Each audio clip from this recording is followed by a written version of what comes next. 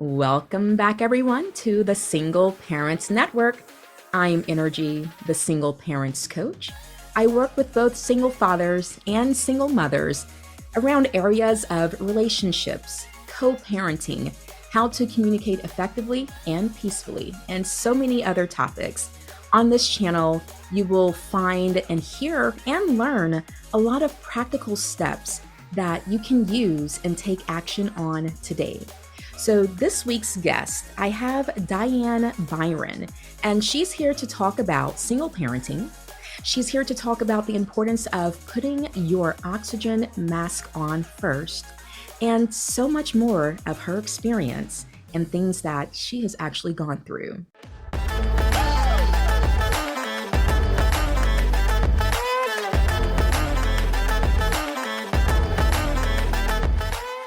So, Diane, please introduce yourself to our listeners and let them know what's your connection or your relation to the topics that we're going to discuss today. Awesome. Thank you so much, Enrgy. And clearing my throat a little bit here. I have been a single parent for about 12 years now. I got married in the year 2000. My husband and I at the time were like, this is perfect. We'll always remember how long we've been married because it's easy to add up from zero. And I waited until I was 32 to get married because I'd seen several of my siblings get divorced and I didn't want to get divorced. I was like, nope, nope, no. And sure enough, it eventually occurred. And what I learned has been really important on letting go of any attachment my ex-husband has in their relationship with my daughter.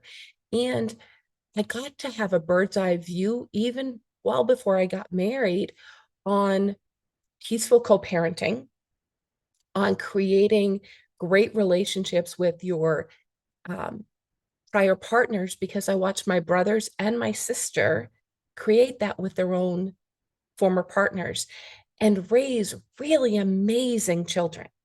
I have 11 nieces and nephews, and 9 of them were from quote unquote broken home, which I don't believe in that term, by the way, because the home isn't an actual place.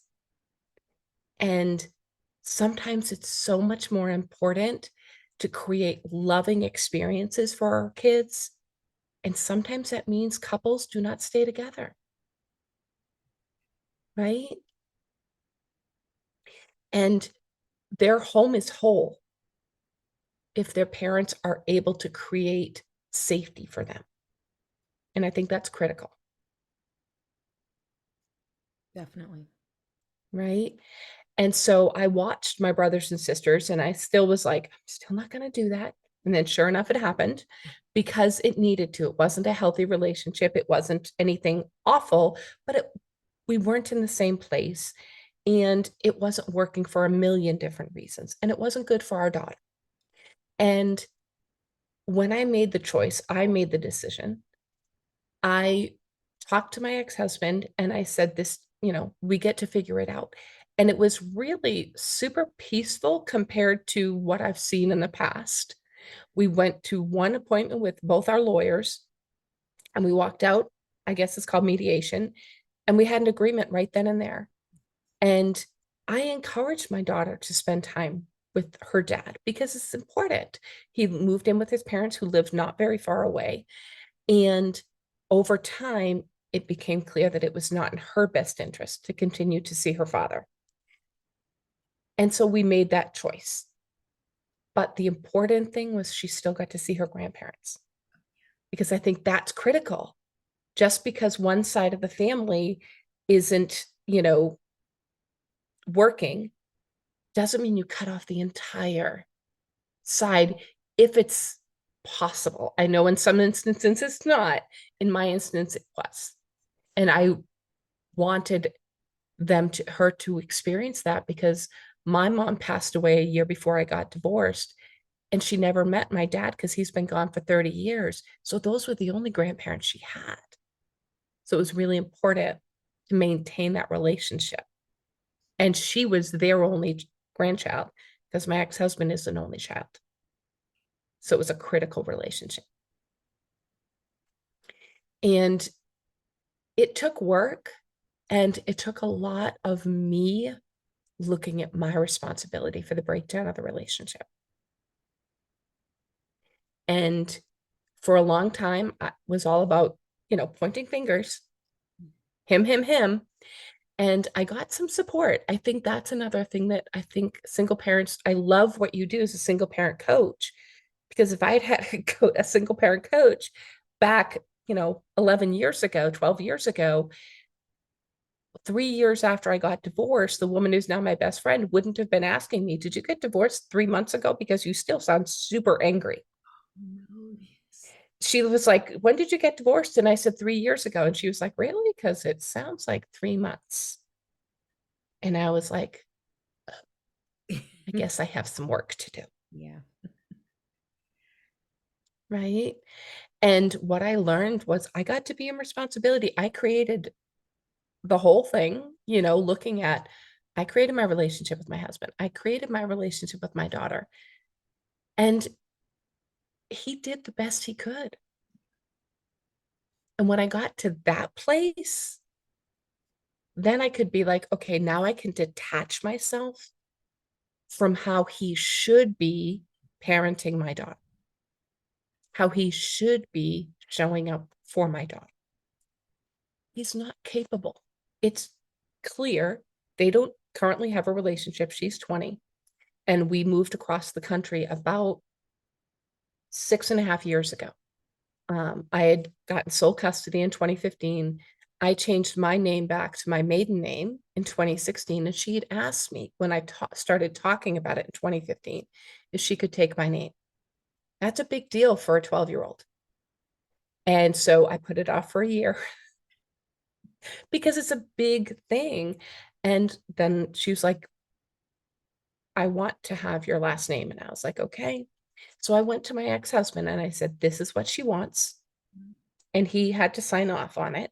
He wasn't going to fight because that's what she wanted. And it was kind of perfect because then we moved to California. So nobody here knows her by another name. So she didn't have to do any explanation. I was doing the explanation, registering her for school and her birth certificate and all the other things, and going, now I have the court order, for bank accounts and all of that stuff. But it gave her freedom to start anew. And it gave me freedom to start anew. And I tell people now I have a 10 out of 10 relationship with my ex-husband. We don't talk often, but we do communicate. She doesn't have much communication with him, and that's their journey. And I had to let that go. But when his parents passed away, I reached out to him, connected with him. And anytime we went back to the East Coast, I would go bring my daughter to see her grandfather because that matters. And we did a Zoom call when the pandemic happened and we weren't going to be traveling, we did a Zoom call with her grandfather. And he passed away in January of 2021 from COVID. And so I'm super glad that late in 2020, we had that opportunity by Zoom, which was comical because he was 91 trying to figure out an iPad with my ex-husband was trying to help him. I mean, I took pictures of the Zoom chat because it was just so magical in my mind of, I'm amazed that he could do it, because it was so great. So when I think about single parenting, the biggest step that I made that made a huge difference was not putting anything on my daughter, my relationship with my ex. I made that a clear statement in our mediation is we did not get to talk poorly of each other in our daughter's presence. And later, even now, I will not tolerate people talking poorly of my ex-husband to me, even when she's not there, because I don't have any energy on him. He's doing the best he can. Why are we trashing him? He's not here. That's the biggest gift we can give our kids is, even if we're not co-parenting, which we haven't been for, 8 years, he's still a part of her life and always will be. Mm-hmm. So we get to treat that relationship with respect, regardless of what she's created. I get to not add to it. And I think that's important. Absolutely. Isn't it interesting how the individual person that was in the relationship has moved on, but other friends or family, they still hold on to it. Even after you've done the work, you're now at peace about the situation, the relationship, the separation, the divorce, your ex, but other people still aren't. And I think it's part of it is they were there when they saw the thing that went wrong Yeah. and they haven't done the work. And I had that experience of being that person because my niece got married 6 years ago. And when I went to the wedding, there's my sister talking to her ex-husband's new wife. I mean, they've been married for 20 years, but so it's not quite new, but to me, it's, his second wife.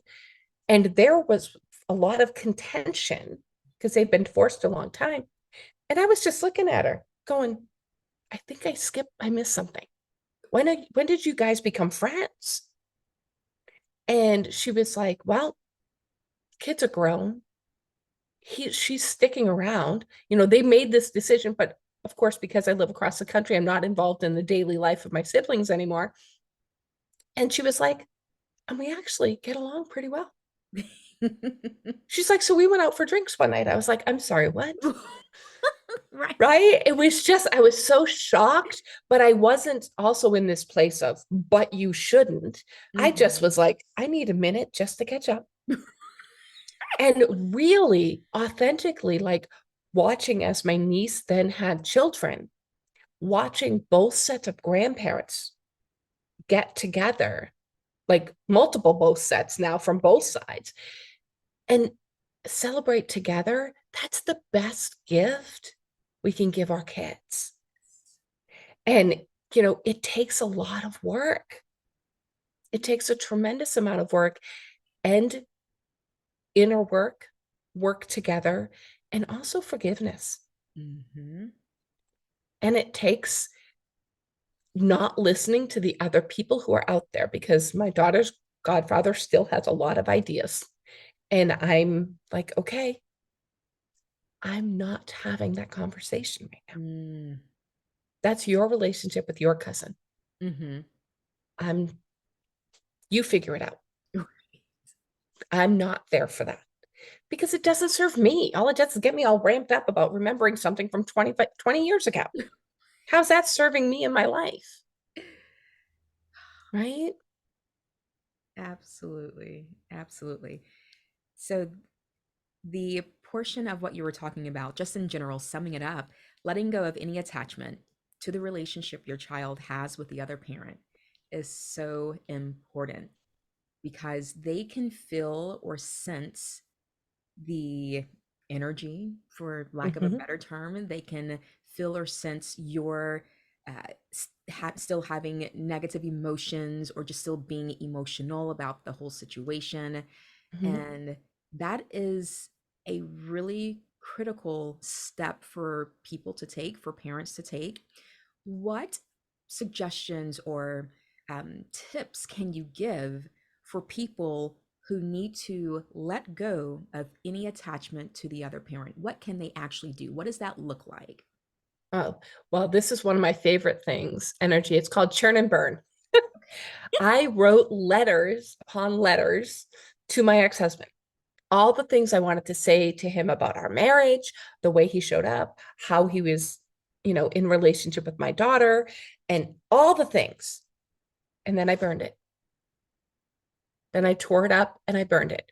And then I had to do it multiple times. It doesn't just go away in one, we were together for 12 years. We were married for 11. And then we were co-parenting for a number of years after that. So there was a lot. And so they turn and burn until we get to this place of neutrality, Mhm. just being like, okay, it is what it is, for lack of a better term. Now, What am I grateful for in that relationship? And anytime I wanted to be like, I would think back to one specific episode. My daughter is adopted Oh, wow. because I have a heart condition which would not, they didn't want me to get pregnant. And we have 5 attempts before we got our daughter. And it was hard. It was a hard road for 18 months. I was emotional. I tell people I'm Irish and I feel all the emotions. And my ex-husband, that's where some of the things that he was dealing with in his mental health actually served us because he never got that upset. And there was one moment when we were in an argument with the adoption agency because my daughter, birth mother, has some blood clotting disorder. And my pediatrician was well aware of it. We had gone to Boston Children's. We had it all handled. But my pediatrician is a very busy man and was not constantly writing the adoption agency because he was doing other things. And the adoption director said something to me along the lines of, if you continue to get in the way of my communication with your pediatrician, it jeopardizes Megan's relationship, Megan's placement with you. My husband picked up the phone and said, where do you get off talking to my wife that way?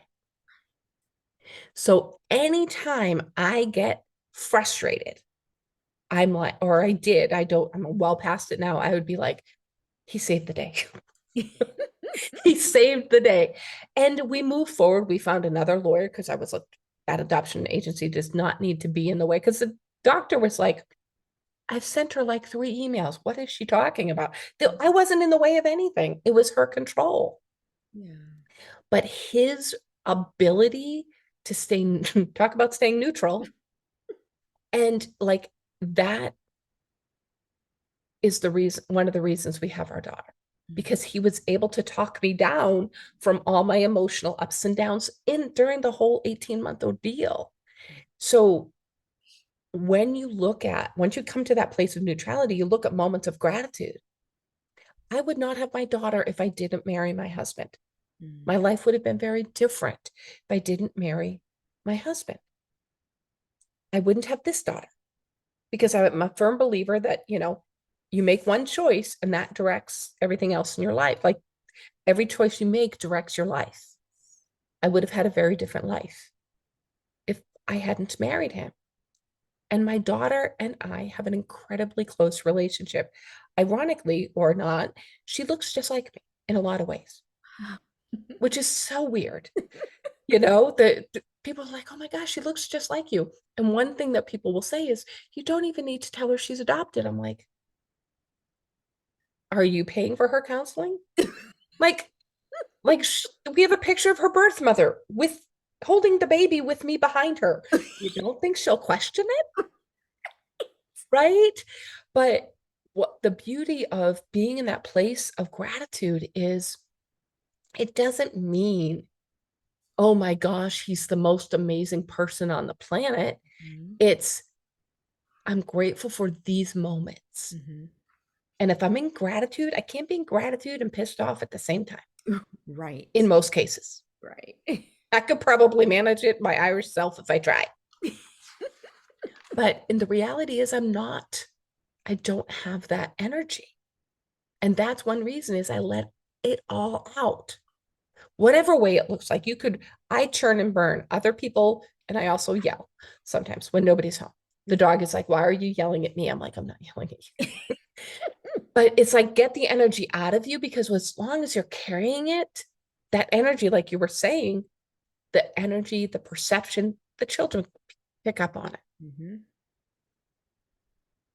Right? Absolutely. And also forgiving yourself. Yes. I never look back and say my marriage was a mistake, because that would mean every part of my marriage was a mistake, including my daughter. And she's not. She's the greatest gift I've ever been given, literally handed to me, the greatest gift I've ever been given.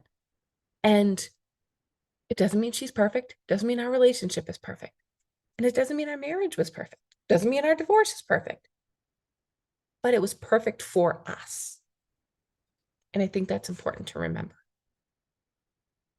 Absolutely. Absolutely.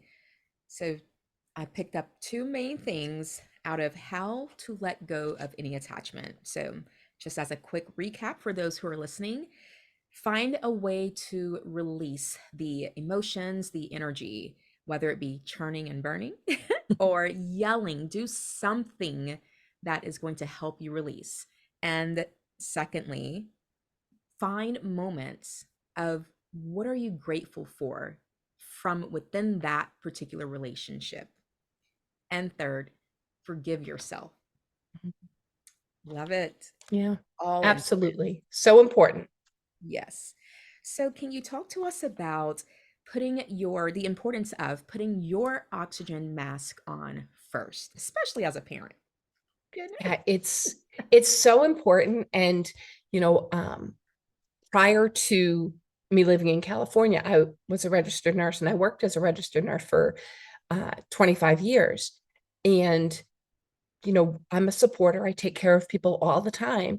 And my biggest breakthrough was actually, oh, wow, I get to choose me.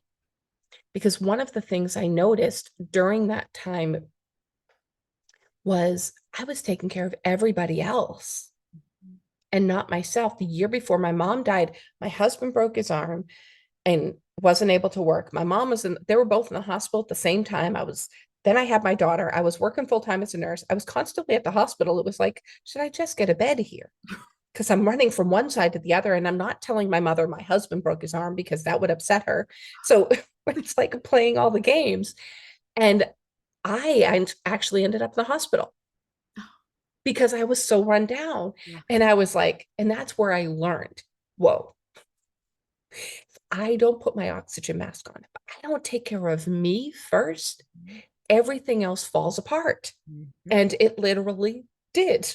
I was like, oh, this is no longer working. So when you look at putting the oxygen mask on first, it looks a million different ways, Enrgy. Yeah. For me, now it was moving to California. It made zero sense for me to move my daughter across the country after seventh grade. If you look at it from a logical perspective, away from my family, there people were like, "What are you doing?" And in the end, it was a dream I'd had in 1990, and we moved in 2016. I forgot about it for like 25 years. Wow. And we're shoveling out. We lived in the Boston area. We're shoveling out of 7.5 feet of snow the winter of 2014, 2015. And my daughter says, can we move to California? And I said, sure. And then I said, huh, California, that sounds familiar. I had friends that were in San Diego, and I remembered when I was in the Navy in 1990, I put in for San Diego and I ended up in Virginia. I was like, huh, San Diego's come back around. There's a reason. So I looked at what would it take for me to do that? Was I being selfish? I looked at all the things because you got to do that as a parent of whether you're single or married. Mhm. And whether you're a woman or a man, you got to look at how does it impact everybody. And I was like, I think it's time for a break for both of us. Mm. And what I learned when I came out here, it's so funny, was I can breathe and I feel free. When I feel free, I can give better to Yeah. her and anybody else. And as we were talking before we hit record, this isn't just for women. This is for men too. I look at my brothers and the men that I've met throughout the last, 3, 4 years who are single fathers who are really invested in their children and whatever they need to do. I used to laugh at my brother who was a state trooper, and he would go, and he doesn't smoke and he doesn't drink and he doesn't gamble. He would go to Vegas. Huh? But he would go with a couple friend of his and his second wife. They would go, and that would fill them up, and they would come back and be able to be better parents and grandparents. That's how they showed up. So everybody's got their thing. I have another brother that raised 5 dogs in his house. We called it 20 Paws kennel. And that gave him like energy. And so everybody's got a different thing, whether it's fishing, whether it's sometimes it's going out with the girlfriends. It's also looking at, how do I fill my cup? Not so I don't pour from an empty cup, but I saw this on social media a few years ago, and I wish I could credit the artist, but it was filling your cup such that you pour from the saucer. And it Oh. was a beautiful, this beautiful image that I cannot find again. But it was because when you pour from the cup, your cup still empties out. Hmm. Hmm. But if you're pouring from the saucer, meaning you're pouring directly into you, then you're giving from the overflow. Right. And that is so critical because you're never giving from a place of resentment or that feeling, which we all have, and it's not wrong. We all wear ourselves out in some way, shape, or form at some point or another. But when I've gone out in nature, that's a big thing for me. It's one of the reasons I moved to California, was so I could see the ocean and Mm. be near the ocean. And but when I come back from a walk with a dog or spend time at the park or spend time hiking with my best friend, I'm in a better place to deal with any stress in my life, whether it's kids. My daughter's much older now, so it's not, I don't have that kind of stress anymore, but it's business. I've run my own business. So it's, you know, finances, it's whatever. When I'm filled up, I'm not like that. Mhm. I'm not the hot tempered Irish person as I normally can be, right? I can be the fun, jolly Irish girl. So, Awesome. Yeah, thank you for sharing all of that. mhm, So, whether it be changing locations because an environmental change or just a change of your normal scenery, all of those things absolutely can help with just coming back to your natural state, coming mhm, back to where you can get back to being balanced, so to speak, mhm, and choosing yourself first, taking care of yourself first, and taking a break when needed, mhm. especially as parents. Single parents, we definitely need to learn to be more okay with taking a break and not feeling bad about it, not feeling guilty about it. Because if Yeah, we're not rested in all areas, then we're going to have those that agitation or frustration type of feeling and energy about us whenever we're communicating not just with our children but with other people. It flows over into your job and everything else. So yeah, all of that. 100%. I saw something the other day that said you don't need to earn rest. Yes.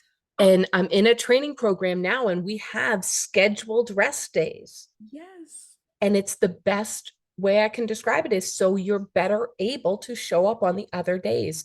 So it's not even like rest when you're tired. It's like actually schedule Yes. opportunities for rest, whatever that looks like for you. Absolutely. That speaks to my heart there. I'm really passionate about um, time management, and in the time management, whenever I'm coaching clients and for myself as well, that's one of the main things and the first things that I start teaching people to do is put a break in your schedule. Don't wait to see what you have left over, if you have anything left over, Right. and then try to find time to take a break. No, put your breaks in first if you have to, but make sure that you're 100%. very intentional about that. I'm so Awesome. happy you I said love that. that. I love that. But I'm going to be doing that on my own as Yes. I schedule myself tomorrow. Absolutely. Even on throughout each day, even if it's a short break, and then having those days of where you take a nice, full, long break. So both are Mhm. needed. 100%. I love that. Good stuff. Good stuff. So we've covered quite a bit of information, and really important information is what's important to me, about letting go of any attachment and putting your oxygen mask on first. Mhm. Was there anything else that may be on your heart or that you just want to share towards just a single parenting aspect, maybe that you've dealt with, and you're like, you know what, let me make sure I mention this for anyone else that may be dealing with it? Just anything in the area of single parenting. I think for sure honestly making sure you're taking care of yourself. Yeah. The Yeah. kids are important, and like honestly, like don't forget to shower during the day. Like don't like those little things, even though that can make a world of difference. Make Yes. sure you eat. You're not just eating what's left on the kid's plate. Eat your food. Like take care of yourself first. That it all goes back to the oxygen Yes. mask, but that includes like, oh right, when did I last eat? Mm-hmm. I think that's good as a parent. My husband would come home from work on a Saturday and go, "What'd you have for lunch?" And I was like, "Oh, I Oh, don't remember." yeah. Right. So I think that's a good thing for any parent, but particularly single parents, because if Yes. you're the one who's doing it all, make sure you feed yourself. It's important. Yes, absolutely. And what would you say as maybe um, maybe in a way to encourage or just actually give someone tips on how to handle when other relatives or friends have not let go of the past with the ex-spouse or the ex-partner, and just kind of reminding you of kind of where this Yeah. question is coming back from when you were talking about your daughter's, I believe, godfather, Hmm. you know, just as an example, how did you handle that conversation for those who may be afraid of either conflict or who just don't know how, how to say, hey, I'm okay now, you need to work on that yourself. Is Right. there, anything that you can suggest? Well, it's super easy when it's text, which is how we communicate now, because I just don't engage Yeah, and good. I just move on to the next thing, like, oh, here's a new picture of Meg or something like that. I just don't even respond. And in person, the last few times we were together, I'm good now. I Mm, don't need to hear it anymore. And it's also not invalidating their experience. yeah, yes. Because if you say, oh no, he's not like that, well, that's that person's experience. He has his own experience with his cousin. But I can say, you know what? I'm good. I don't need to go down that road right now.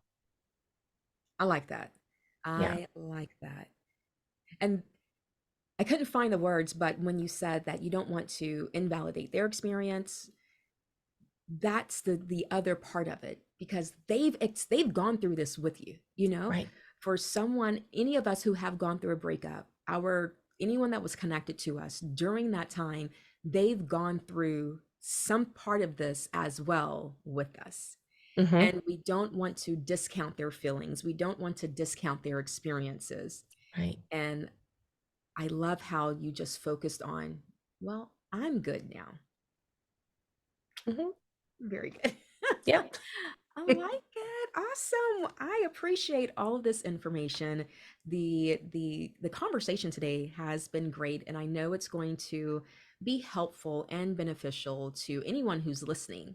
But I think that we are now at the point of where we can segue to what I like to call my fun segment. And so Okay. this is where I am going to ask you 1 to 3 random questions. Has nothing to do with the topic today. It's just to have some fun. So they're going to be out of the box, okay? Okay. Awesome. So one of the first questions that I want to ask you would be, what is your theme song? Like, what's your go-to song? Unstoppable by Okay. Sia. Yes. Yep. Let me write that one down. Yep.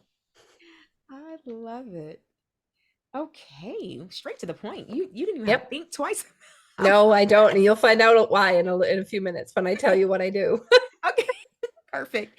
Okay, let's go ahead and go to the next question. What is one fun fact about you or a fun fact that you know about something else? The fun fact about me is I worked as a cook at a dude ranch for a year in No, you did Colorado. I not. did. I ran away from nursing. I ran away from home when I was 27. I ran away to Colorado thinking I was going to marry a cowboy.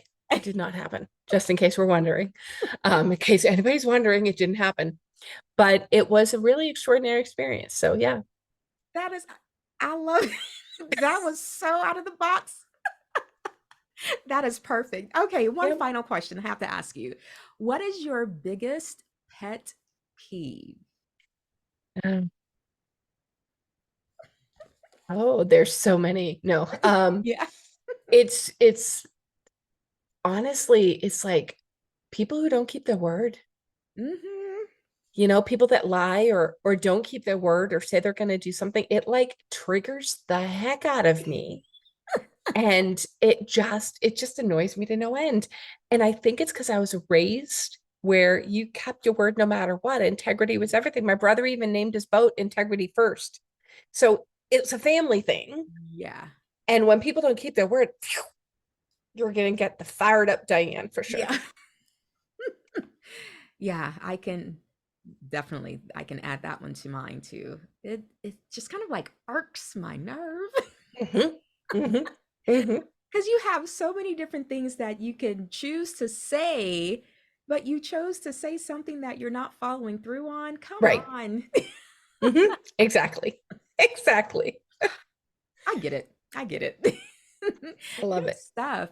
Awesome. So, thank you for entertaining us during that quick little Thank you. segment. So, I want to give you the opportunity to just share any final thoughts, a final nugget, a mantra, whatever it is that you want to share as the final takeaway from today's topic. So I have a little mantra slash question that I ask myself whenever I am faced with an opportunity or anything. And I literally have a little post-it on my desk that says, does this serve me? Ooh, So every opportunity, every question, sometimes it's food related. Should I eat that? Does it serve me? And sometimes the chocolate serves me and sometimes the chocolate doesn't, depending on what I choose. But ask yourself that question, and it allows you to actually be connected with what you're actually doing at the moment. mm-hmm, mm-hmm. Being intentional. Mm-hmm. Yep. 100%. Ah, And it's four words that bring you back every time. yes, absolutely. Very nice. I like that. Mm-hmm. Does this serve me? Mm-hmm. Yeah, I can see where that can be helpful to a lot of people Yeah. when they're in the moment of making decision A or decision B. Yep. 100%, or A, B, C, D, E, F, Right, G, you know? right. Absolutely. Awesome. Thank you for sharing. You're welcome. Absolutely. So I want to give you the opportunity to just kind of share about you. How can we support you? Do you have a website, social media, a book, whatever it is? This is the opportunity for you to promote yourself, talk about yourself, and just give us an opportunity to support you and everything that you have going on. Awesome. Thank you, Enrgy. So I told you I'd tell you why Unstoppable was so Yes. important. Well, it's the name of my company. It's called Unstoppable Heart Coaching. Nice. And I teach women midlife and who have teens and older, because that's when you generally have a little more time to go from stuck to unstoppable. And unstoppable heart comes from I was born with severe congenital heart defects, and I had a survival rate of 0 without surgery when I was born in 1968. And I had an extraordinary surgeon, and I'm unstoppable to the point, Enrgy, just to share this little thing. Apparently, I really like the West because I hiked the Grand Canyon from rim to rim in one day, 16 hours with some folks in 2019. What? Someone with my heart condition should not have been able to do that, but I've had extraordinary care. So I'm committed to helping women and men. I have coached men as well to become unstoppable by allowing themselves to actually create a vision. It's how I got to California. It's how I got my daughter actually was creating a vision. And when we look at obstacles as opportunities, that's when we become unstoppable. So that theme of unstoppable from Sia, that like is in my mind all the time because we often put up our own obstacles. Mhm. I have a website at dianebyron.com. It's super easy to find. And I talk there a little bit more about my story. I'm also a two-time cancer survivor. So I've really like created opportunities for myself to overcome things. I used to call myself a championship overcomer. I don't say that anymore because I don't want to keep creating things to overcome. Hello. Right. Right. Another tip. Don't keep saying things like that. Don't ask for patience because you'll find opportunities to practice it. Yes. But what I'm doing, and I'm writing a book called Unstoppable Heart from Surviving to Thriving, all about all the things that I've been through in my life to give hope to not just women and men who are listening to this podcast or who read the book, but also the parents of children with congenital heart defects.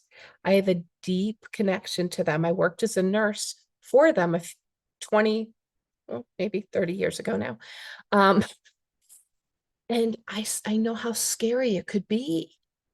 So I want to give them hope that their kids are not going to just survive, but they can thrive when they're given the right environment.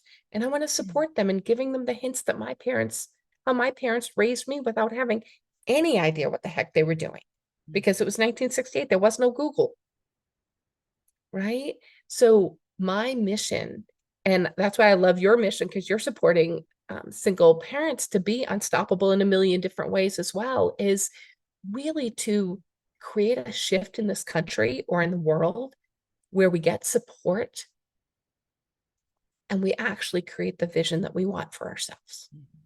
And that's important to me. And as a single parent, as a married woman, 20 years ago when I got married, the vision is still the same.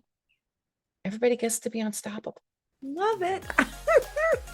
That is so awesome. Everyone, make sure you take the time and go support. I will make sure to have your links in the description under this episode. So thank you so much again for your time. And that's it for this episode. So everyone who's listening, thank you for your time and watching everything that we discussed today regarding single parents and taking care of yourself first and finding out and deciding, does this particular thing serve you?